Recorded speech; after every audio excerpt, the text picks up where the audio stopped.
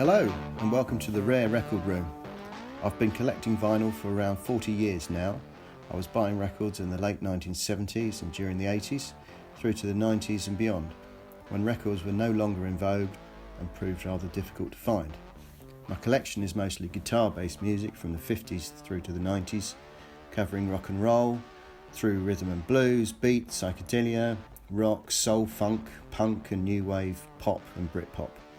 It comprises around 2,500 records, mostly LPs, although there's a few hundred 7-inch singles, EPs and 12-inch singles. Most original pressings or unusual versions, and my aim in these videos is to show some of the more interesting that I have, or at least the ones I find interesting. If you do too, please feel free to hit the like button and check out my other videos.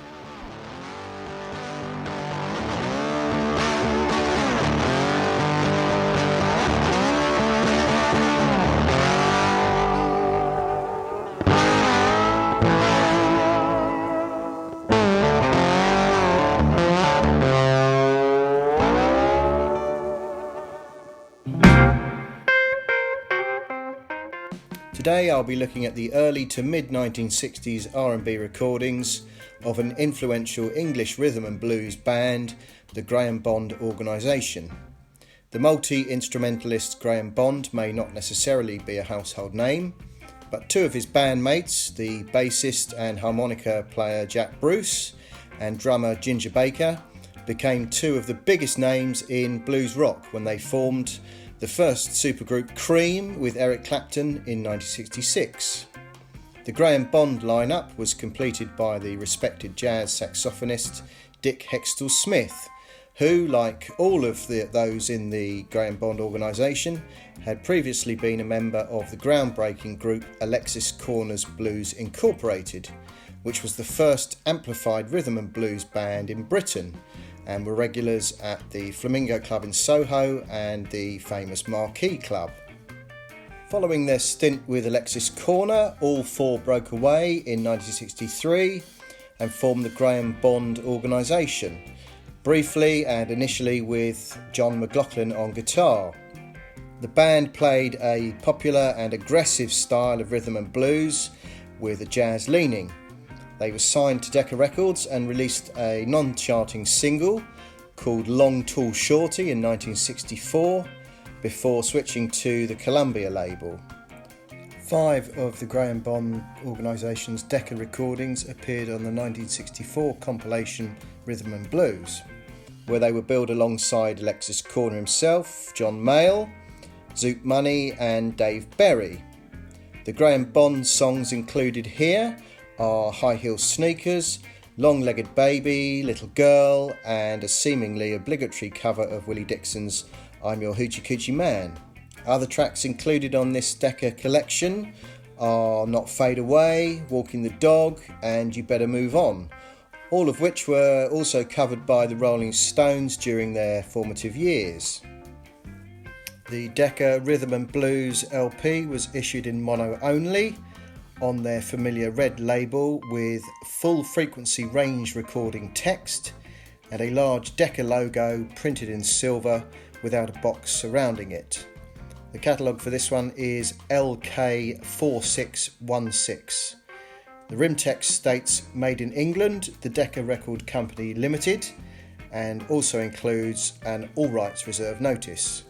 The Graham Bond Organisation appear on 2 tracks on side 1, and they also have 3 tracks on side 2.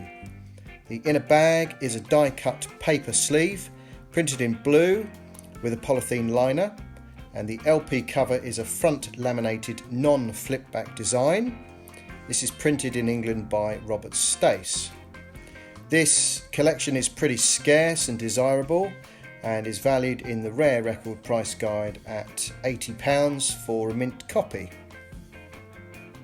Following the move to Columbia Records, the Graham Bond Organisation recorded their first LP, entitled The Sound of 65, which was produced by Robert Stigwood and released in March 1965.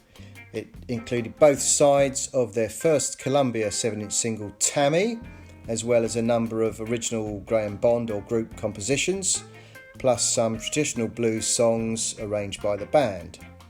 The covers include the classic blues numbers Hoochie Coochie Man by Willie Dixon and Got My Mojo Working, written by Muddy Waters. It was released in mono only on the familiar Columbia label design, with text in light blue and silver printed on a black background. The very first pressing of this album has 33 SX on the label and is rather scarce. Shown here is a 1969 pressing on Columbia's silver and black label featuring a boxed EMI logo. It has the catalogue number SX1711. On this pressing, the rim text states The Gramophone Company Limited, followed by an all rights reserved notice. The label also states Made in Great Britain. The inner sleeve is a non-die cut advertising bag printed in sepia.